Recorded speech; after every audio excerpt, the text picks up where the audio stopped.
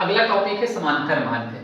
समांतर माध्य में क्या होता है कि जब जितना आंकड़ा दिया रहता है तो उस आंकड़ों के सभी आंकड़ों का योग में आंकड़ों की कुल संख्या से जब भाग देते हैं तो समांतर माध्य प्राप्त होता है। कहने का मतलब कि दिए गए कुल आंकड़ों के कुल योग में आंकड़ों की कुल संख्या से भाग देते हैं तो समांतर माध्य प्राप्त होता है। इसे x बार से प्रदर्शित करते हैं। अतः समांतर माध्य बराबर होगा पदों का योग बटे पदों की संख्या। हम कह सकते हैं कि x बार बराबर सिग्मा x बटे n। सिग्मा x पदों का योग और n क्या पदों की संख्या है। अब इसमें किस प्रकार से प्रश्न पूछे जाते हैं।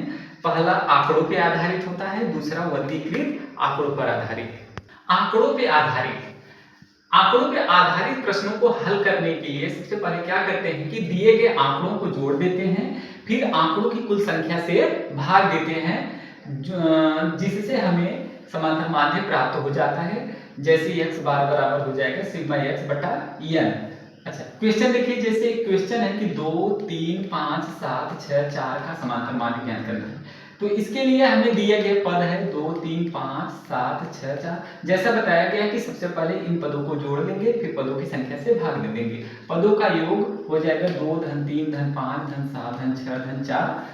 इसको जोड़ेंगे तो 27 आएगा। फिर पदों की संख्या कितना है 1 2 3 4 5 6। इससे हम क्या करेंगे भाग दे देंगे। अतः समांतर माध्य बराबर होगा पदों का योग बटे पदों की संख्या। इस पे अप्लाई कर देंगे तो 27 बटा 6 भाग देंगे तो 4.5 प्राप्त होगा, जो समांतर माध्य होगा।